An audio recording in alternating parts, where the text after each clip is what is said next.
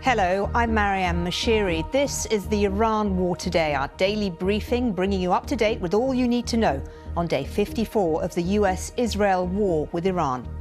Over the course of the next 15 minutes or so, we'll get the very latest from our teams across the world. We'll be live with Gary O'Donoghue in Washington and with our economics editor, Faisal Islam. Let's start now with some of today's key developments. Iran says it seized 2 cargo ships after 3 vessels were fired at while trying to cross the Strait of Hormuz. The captain of one of the hundreds of other vessels stuck in the waterway has this plea. My message to the authorities would be, I urge to prioritize de-escalation. Let's keep the seas open for trade and humanity. It comes a day after President Trump said he's extending the ceasefire with Iran without setting a new deadline. The BBC's Lyse Doucet has reaction from inside Iran. The first reactions to President Trump's ceasefire announcement on social media by official aides and spokespersons were predictable, skeptical, defiant. Lebanon says discussions are underway to try to extend its ceasefire with Israel ahead of talks in Washington on Thursday between the two countries. The war is pushing up prices around the globe. Fuel is at a 3-year high in the UK as inflation rises too. The war's even hitting safe sex. The world's biggest condom maker says it's going to have to increase prices by up to 30%.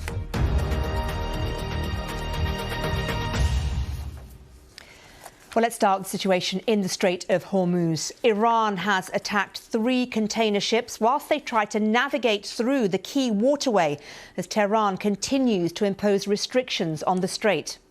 That was the moment Iranian state television announced the Islamic Revolutionary Guard Corps had seized 2 of the 3 ships and was escorting them to the Iranian coast. The strait seemed to reopen briefly on Friday for a short window. That might have been sufficient encouragement for the vessels to try and make a run for it. Well, BBC Verify's Ben Chu has more on what we know about those attacks. The first was a container ship called the Epaminondas, which is owned by a Greek company. According to the United Kingdom Maritime Trade Operations, UKMTO, the body to which vessels report dangerous incidents, the vessel was approached by one IRGC gunboat at 3:55 GMT while 15 nautical miles from Oman. IRGC refers to Iran's Islamic Revolutionary Guard Corps. It was fired upon, resulting in heavy damage to the bridge. This is satellite imagery of the ship this morning. Importantly, the Epaminondas was not transmitting its position via radio transmitter while crossing the strait, possibly to avoid detection. It only pops up here. And this underlines that ship tracking data only gives us a partial picture of maritime activity in the strait. And we have to use other sources, such as satellite data, to show the fullest possible picture.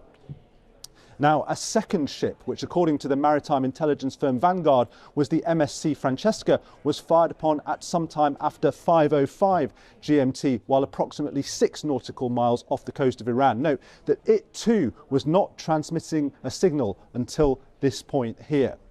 Now, the third ship, which we understand was a Swiss-owned vessel called the Euphoria, also reported being fired upon at 6:38 GMT, 8 nautical miles west of Iran, though this one did not specify it was attacked by the IRGC. Iranian media says the IRGC Navy has now seized the Epaminondas and the Francesca and has directed them towards the Iranian coast. Well, the cargo ships were attacked after President Trump said he was extending the US-Iran ceasefire whilst maintaining the US blockade of Iranian ports. Live now to our chief North America correspondent, Gary O'Donoghue.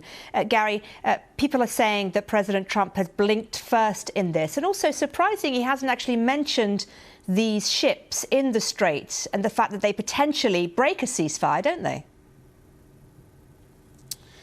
Yeah, I mean, he's threatened to intervene if Iran was to start interfering with traffic, but we know the Strait is effectively closed, and of course his blockade on Iranian ports and therefore Iran's oil exports is also still in force. So there's a bit of a standoff on that. Iran regards that blockade as an act of war in itself.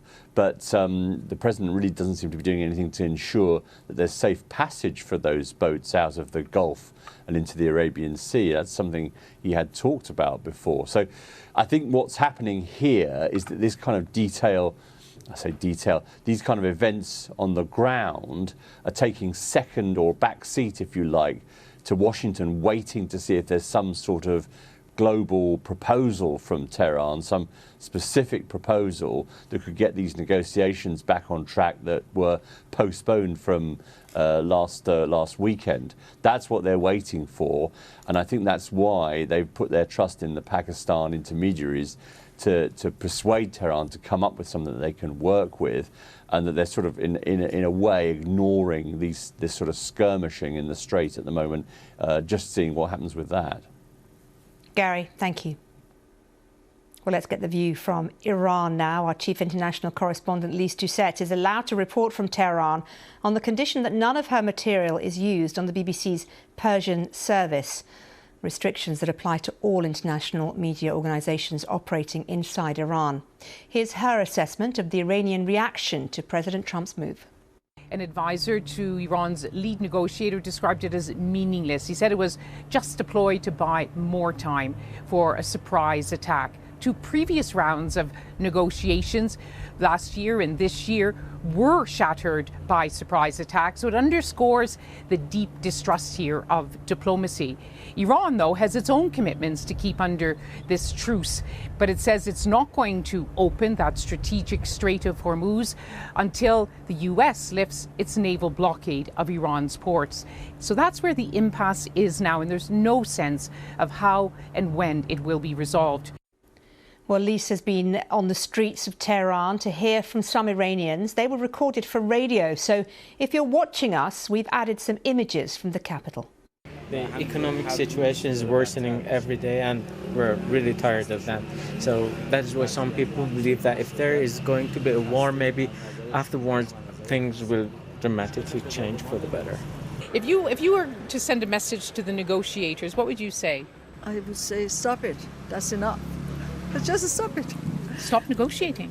Stop negotiating as well, because I don't think that it's going to happen something good for us. Are you hopeful? Well, I'm trying to be hopeful.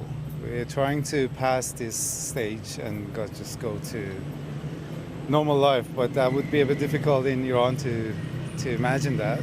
But yeah, we're all hopeful. Well, the economic effects of the war in Iran are being felt globally, including here in the UK, with a direct impact on the cost of living. Well, today we got the first inflation figures since the conflict began. They show prices rose by 3.3% in the year to March. That's faster than the 3% recorded in February. The war caused the largest jump in petrol and diesel prices in over 3 years. We've also had news that condoms are going to cost more because of the war. The boss of the world's biggest condom maker, Carex, says the firm will raise prices by up to 30% or possibly more if the war continues to disrupt supplies of the raw materials and its products. Well, the firm produces more than 1 billion condoms every single day. So what is happening with the global economy and where are we now? Let's go live to our economics editor, Faisal Islam. Lots of questions coming into us at the BBC, Faisal. And the main one people are wanting to know is this going to get worse? Well, my crystal ball doesn't stretch to what's happening in the Straits of Hormuz, and in many ways there's two sorts of data we need to be watching right now.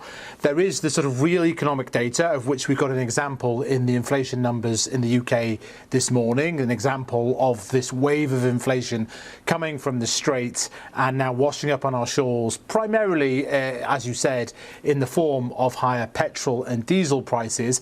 But then we also have to watch that other form of data, which is, as Ben She went through earlier in this programme, the number of ships able to transit through the Strait of Hormuz. And it kind of oscillates. You know, those things don't always work in the same direction in terms of the implications of what's happening in the Strait. This morning we woke up to news of ceasefire, and it seemed like things were on a sort of calming trajectory. And then we find out about these seizing and firing on ships from the Iranians, and it seems like things are certainly going to go on for weeks to come. And the question really is, and it's totally fundamental, it's obvious, which is how much longer does this last? And as we oscillate with the geopolitical backdrop, so do the markets, and so now do the real economy. As I said, this inflation number, really the foothills, I think, of an inflationary spike or shock, doesn't really compare with what we saw 4 years ago in terms of the Russia invasion of Ukraine, where inflation got to double digits, not just in the UK, but around Europe, actually around the world. But I see a sort of countdown clock ticking down now, for example, in terms of the implications for food prices. We know that precursors for fertilizers are stuck in the Gulf. That has had an impact on price, and it will have an impact on availability. What is the key timing for that? Well, we have 3 months approximately till sowing season in the southern hemisphere. Many developing countries, essential, the breadbaskets of the world. If the fertilizer isn't available or it's extremely expensive, which can amount to the same thing, that will impact on food availability. And what we have now, which is a kind of narrow fuel shock, which, although painful, if it ended today, it could end up being a painful bump rather than a fundamental economic shock or crisis. Well, this is what turns that into. Likewise, domestic energy bills too. In the UK specifically, they haven't really been impacted, apart from heating oil, which is up 90%. But that could transpire if this lasts until summer. So it depends on how long the blockage lasts in the Strait of Hormuz. OK, Faisal, thank you. Let's turn our attention now to the ceasefire between Israel and Lebanon. The Lebanese president says communications are underway to extend the ceasefire deadline. It all comes ahead of the second round of talks in Washington, D.C. on Thursday between the two countries, which are in the midst of that temporary 10-day truce, which of course took effect on the 16th of April. Live to Jerusalem now, and our correspondent John Donison. John, what are both sides saying ahead of those talks? Well, look, I guess it's good that these talks are taking place, but I don't think there is any great sense of optimism. First of all, the fighting hasn't really fully stopped.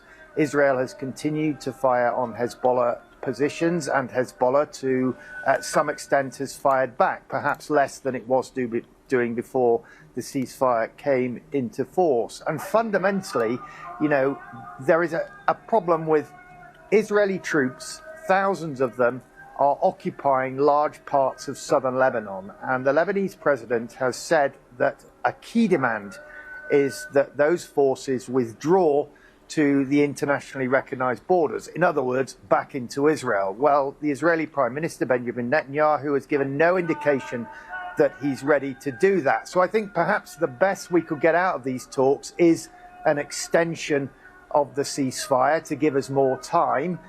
That is something, as you say, that the Lebanese president has suggested that they are working towards. I think there's no doubt the Americans would like to see a ceasefire and a deal come into place, because it's key to getting a deal with the Iranians as well. The Iranians want a ceasefire between Israel and Lebanon as part of their deal. But as I say, no great sense of optimism, and a ceasefire that is really fragile at best. John, thank you. Well, when President Trump announced the ceasefire extension, he said it was so Iran's leaders and representatives could come up with a unified proposal. So for today's big picture, we ask the question of whether Iranian leadership is really fractured or not. Mojtaba Khamenei was chosen as supreme leader after his father, Ayatollah Ali Khamenei, was killed in the US-Israeli strikes, but he's not been seen in public since being chosen. Sir Simon Gass, the UK ambassador to Iran from 2009 to 2011, thinks it's Iran's Revolutionary Guards that are making decisions. I'm in no doubt that at the moment it is the IRGC in Iran who are calling the shots. I think they are probably consulting the supreme leader, the new supreme leader, but the decisions in Iran are now being taken by people who are arguably more hardline even than the regime was before the fighting started. Well, with me now is Siavash Ardalan, senior reporter for BBC Persian. Siavash, do you agree with that? Do you think the Iranian leadership is a fractured one? Who is leading Iran right now? I don't think it's fractured. It's true, we have hardliners and we have moderates, but who are the people who are making the decisions that matter? I think it's more consensus at this point, obviously stamped and authorized by the supreme leader, who incidentally we haven't seen, but we definitely do know that he's alive.